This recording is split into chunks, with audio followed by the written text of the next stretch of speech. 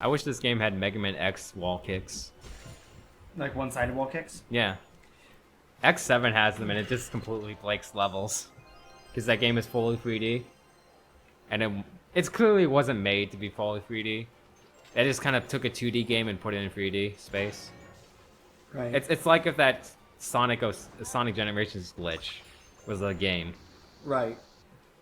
Nice. And that's another like kind of harmless glitch, but not an X7. An X7 that's like. Well, that's just the game. But in Super Metroid and a lot of other Metroid games, including games like Zero Mission and I know this isn't official, but AM2R,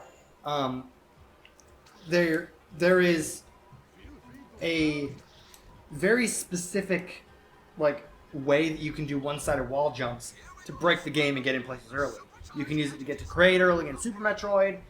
You can use it to get out of sticky situations in what's it called? Zero Mission. You can also use it to. I think you can actually get again to Kraid early using them, or like and like cheese them out. And you can also use them in AM2R to like break some of the design choices wide open. And it's supposed to be like that. Yeah, there's a lot of Metroid games that are kind of like that, aren't they? Yeah, yeah. Except for Fusion. Yeah, Fusion. Yeah, I don't. Can you? I don't know. I don't own Fusion anymore. I mean, it seems so linear. Anyway. Well, I mean, I was just wondering if you could like do one-sided wall jumps in general. I don't know. I never played it actually. I have, pretty obviously, but you know, I just wasn't sure if you could. All things considered, I haven't tried it yet. Yeah, GTA. The early GTA games were kind of like that. We can just do missions however we wanted to. After like 4 or something, it got a lot more restrictive, and a lot of people liked it a lot less. I think that like when you have things like that, it just increases player choice, which is always a good thing. Yeah, I think the main reason that it became so restricted is because Rockstar wanted them to be more like movies, I guess. And people like that stuff, but you know, makes a lot of this interesting to play. Right. I mean, some people fucking God. Some people what? Some people like movie-like games. I'm not. I don't really like them, but I think my games, like, this is going to sound weird, but I think my games should be gaming. Like, they should have the trappings that come along with playing a video game. And it shouldn't, in my opinion, for the most part, it shouldn't feel like a movie. I mean, I think so too. I like games with story in them, but I also like them to be games. I mean, like, yeah, like, my favorite game of all time is Pokemon White, which is a very story-oriented game, despite the fact that it's a Pokemon game. I like it, but I don't like it because, oh, it's a cool story, or, oh, it's like an action movie. I like it for the gameplay. Yeah, that's the thing with RPGs, like before. I used to think it was like, RPGs are too simple, and you can't get too much enjoyment from them. But it's like, nah, you can do a lot with RPGs in terms of the combat system. It's very simple, but that's part of the appeal. Right. Like, it's more about strategy, you know.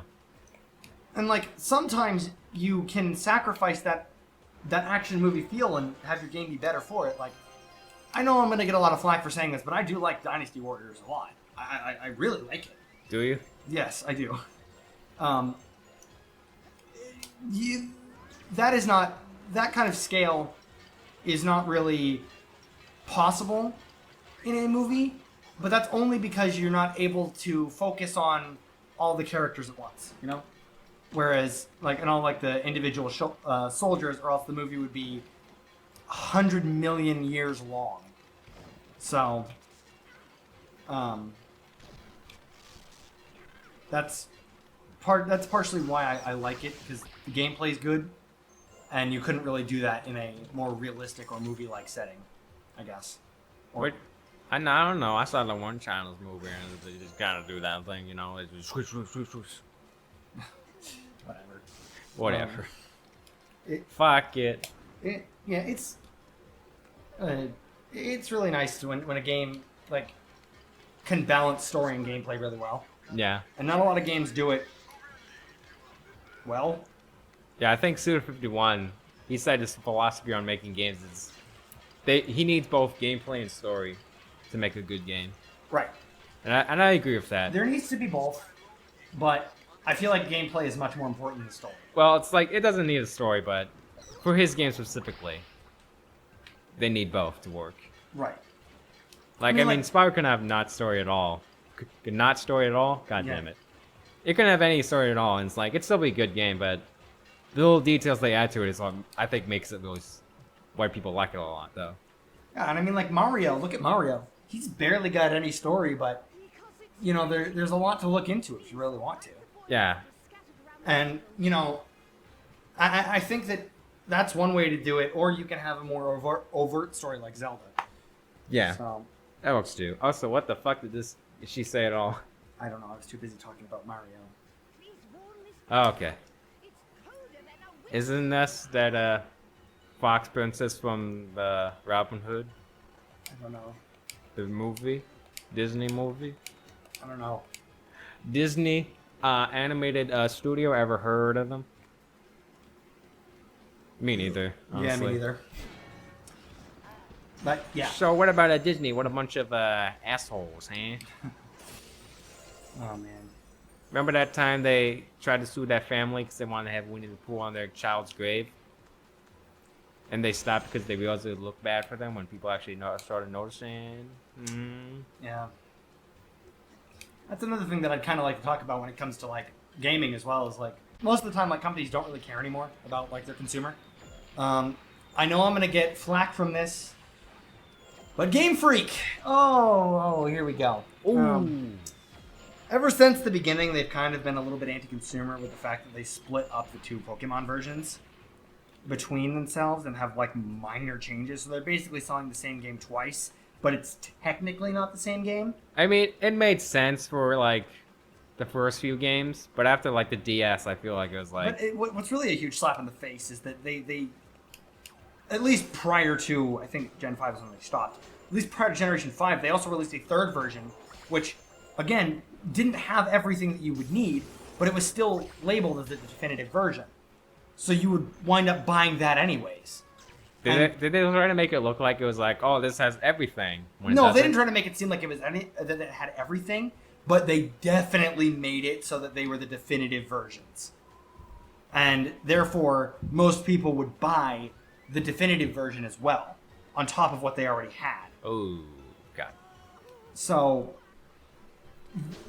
yeah, I love you, Game Freak. You make some pretty good games sometimes, but okay, yeah, you just went through that. Thanks, Game Freak. Yeah, thanks, Game Freak. You make some pretty good games sometimes, but man, do you guys have some weird practices that I don't necessarily agree with. And yeah, and another one is Activision and EA, the two big ones that a lot of people mention a lot. Fuck Activision. Yeah, right now, just fuck Activision. Like, Crash 4 looks okay, but man, every other time, Activision, come on, man, get your shit together. That ain't gonna happen. You And know EA, EA gay. Also, I'm gonna get a lot of flack for this one too, but Bethesda, you release like borderline broken games at launch, and then you have to like make us say like, oh, yeah, it's broken, fix it, before you will. There's a lot of games that are like that now. I hear people say that like Animal Crossing New Horizons wasn't finished. I'm not sure. Oh, no. Animal Crossing New Horizons is nowhere near finished. Like, even still, I would argue that it's not nearly finished enough to be considered a full game at this point. Or even like I feel like that it's just not. Yeah, it's this thing where in one hand we're in a way better place in terms of games, but on the other hand it just kind of leaves developers and companies being more lazy about games. But it's just like, we'll add it later. Nintendo, like, as much as I like Splatoon, it kind of ruined Nintendo's business model because they released Splatoon in a state where it basically wasn't a full game. And then later on, they just continued to add to it and add to it and add to it and add to it until at the end it was a fully fleshed out experience. And now they've taken that approach, and a lot of other people have as well. And because Splatoon was so successful, and now it's like everybody's doing it, they're releasing games that are halfway to a quarter way finished at launch, and then just making them full games by the end. Yeah, I'm pretty sure that's what killed ARMS when it launched. Yeah, Right. it had like nothing, and I know, I didn't buy it. I didn't want it. I mean, they updated it a little bit, but it still didn't have much for people to want to buy it. Right.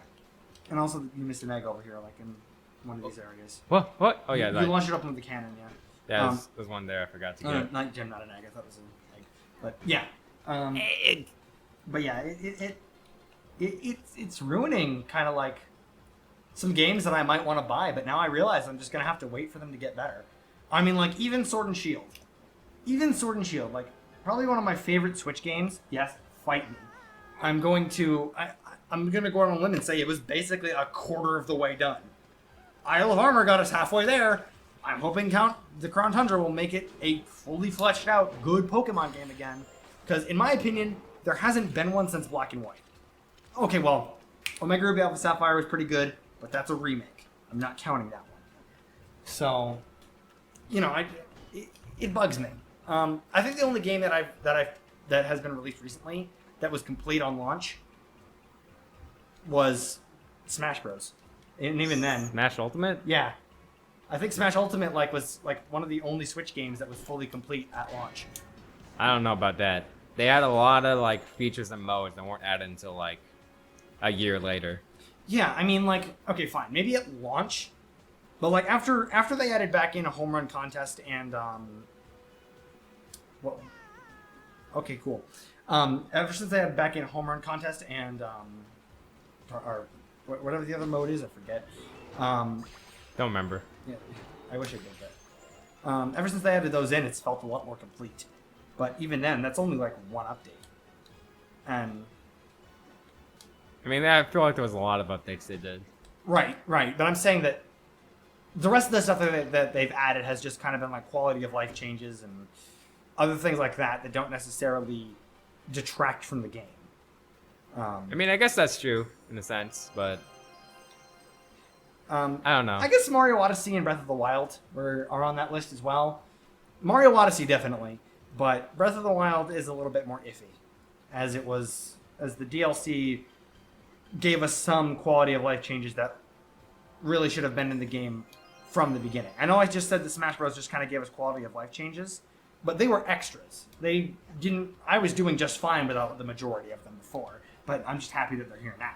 Yeah, like being able to change the language is apparently not in the original game. Oh, it wasn't? At least the voices, at least. Oh. I mean like stuff like being able to rematch the spirits that they just recently added. And like that's like a quality of life thing that I didn't really need, but I'm happy he's back. Or not back, is here. So, you know, like I mean like Breath of the Wild's like being able to call your horse from anywhere. That should have just been implemented from the get-go. And the motorcycle. Maybe not the motorcycle, but yeah, definitely being able to call your horse from anywhere. I use that so often that when I go back to my regular file, not my master mode one, but when I go back to my regular one, I honestly just don't like it as much because my horse, I always have to be close to my horse and I always have to go to a stable. So. I remember not using horses at all because I would just lose them. I just ran all the place. I ran so far. You can always call your horse back to a stable if you'd like. You know that, right? I'm not playing the game anymore. I don't know. That just seems to be a problem in today's like gaming climate. Like, you release a game that just seems unfinished, and it comes out later. I mean, like, yeah, there are some exceptions, obviously. Like, I know that the Crash and Insane trilogy was pretty good at launch because I got it at launch. Wait, no, I got it at the Switch's launch, so I guess that's not really launch, but I know that was good at launch though. But when I say games complete, I don't just mean like features and stuff. I also mean like sometimes they feel a little too glitchy. Oh, I know. That's why I didn't say the Spyro Reignited trilogy. I mean, I guess the Insane trilogy was mostly functioning. like, yeah, there was a couple glitches here and there, but like for the most part, they were minor. But with like again, with like the 100% completion reward in Spyro 1 in the Reignited trilogy, it just was bad. The Medieval remake too. From what I saw, like there was like I think only like one, like maybe only like one major glitch in the entire game that was actually like harmful to your playing experience, and that was it. And at launch, it had everything that it has now, so it hasn't gained anything, it hasn't lost anything, or Nothing was gained or lost. exactly. The game was complete when it came out, which I wish that more games did this. But that's obviously not the case anymore. Nah. It's a weird thing where it's like, I don't know. Do you not? I don't know. I don't know either. It's People get really up about it. It's like, don't buy this game. It's not complete. I don't know. you know, on the same token though, I think part of it is to do with the fact that companies want to get games out to their consumers faster. They want to get games out quickly, efficiently, whatever. No.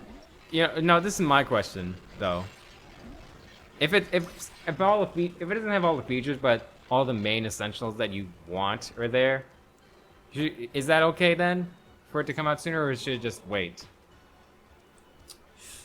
Well, here's what I think would work, and I think that I'm probably going to do this with my games when I eventually release some, because I will release some. Don't worry. I will put out like a demo or something that shows what it is.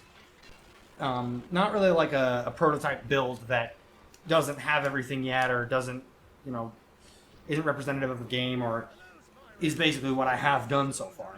But a demo to show my concept, to show what I'm doing, to show what the game will be, and then about 6 months to a year later, I finally release it. Once I have enough time to polish it down and make it nice.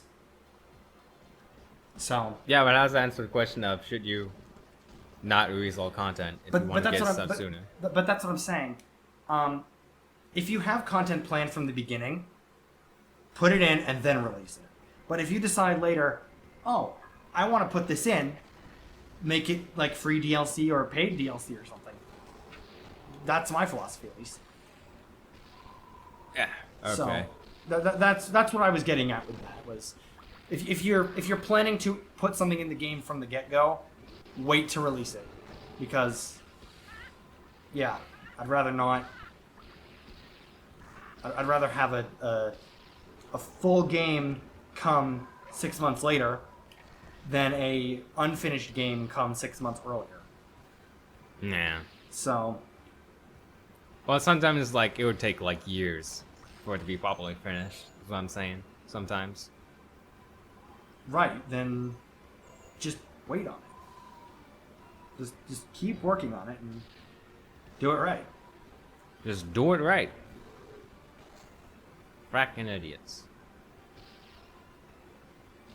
It's a hard one because you gotta please everybody. You gotta please the people at the head of the company. You gotta please the programmers. You have to please the consumer. So it's hard. It's a balancing act. It's a hard question, honestly. But that's why indie developers are. It's so much better to be an indie developer than to work at a big company, because you don't have to worry about appeasing a million people. You really only have to appease yourself and the consumer. And that's about it. And as long as you make a good game, the consumers will be happy. And as long as you're happy with your work, you'll be happy. Maybe? So, Question mark? well, yeah, I mean, sometimes it can be a little bit discouraging if people don't see your stuff or whatever as much as you want. I mean, I can already feel that with YouTube, because I sometimes I want more subscribers, sometimes I don't. But either way, it kind of stinks when something I worked really hard on gets like 6 views. Like my Medieval review as of right now is not sitting at some pretty good numbers, and it's kind of getting me down because I still worked very hard on it. So. Oh boy. I'm at the point where I don't know where the last thing is. Oh boy. Go to the top of the map and look around. What do you say? Wait, Sam. There he is! Kill him! Yes! Cool. Images before disasters. Yeah, I know this like game design philosophy stuff is pretty heavy, so let's get back to making dumb noises to appease the 12-year-olds that still watch. I didn't actually mean it, but alright. Listen. Monkey hear, monkey do. Right. We've actually gotten like pretty... I don't want to say philosophical because that doesn't really fit, but we've gotten pretty deep into the ethics of game making and, you know, whatever. So it was a good conversation. It's actually surprisingly intelligent versus what we usually talk about. Somewhat intelligent. Most somewhat. And I like to think I know what I'm talking about in this area. I mean, I'm not into game developing so much, but I think it's interesting at least. I don't know when this is going up, but I have enough. I probably have enough time to say this, that I have a game in development right now. I'm in the production stages. I'm out of the planning stage and in the production stage. I'm actually quite excited for it to release because it's gonna be good. I've already showed him some of the early screenshots of stuff that I've made so far for it, and I mean, it shows a bit of promise. I mean, yeah. This one seems to be mostly the same as the last one. I think, like... I mean, the rings are even all in order. And that one's just slipping through the thing. They did not care. Yeah, I don't blame them. Towards the end of development, I'm sure that they got really bored of it. This game's fucking boring. Maybe not necessarily bored of it, but maybe they just got... Maybe they needed to get it out in time constraints. That's partially why I say don't work at a big company if you have the option to develop by yourself. Do it. Because I'm learning to be an indie developer myself, because I don't really want to work at a giant company and have to appease so many people and have things like time constraints. I can release my games whenever I want within reason. Yeah. I mean, I can't like make a game and like don't release one for like another 20 years or something like that. That'd be dumb, but Also gonna say, thank God this one I did this the first try. yes, you've done it. It's like that E3 cringe compilation where the man misses the high five and it's like, oh, my rusty Air Force training got me through my life. All right, That sounds pretty interesting. well, that's sure interesting, but I don't care, Wow, that's pretty interesting, but I don't really care right now. says Sonic. The bubonic. I would not be opposed to considering Sonic the bubonic plague. Sonic has caused the plague.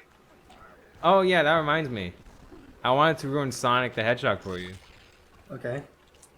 So you know how Sonic has his little like round like pot belly, like his little like skin showing? Yep. Hedgehogs have like very tiny penises in the middle of their body. Oh, I've already seen this. Yeah. Sonic, big dick man.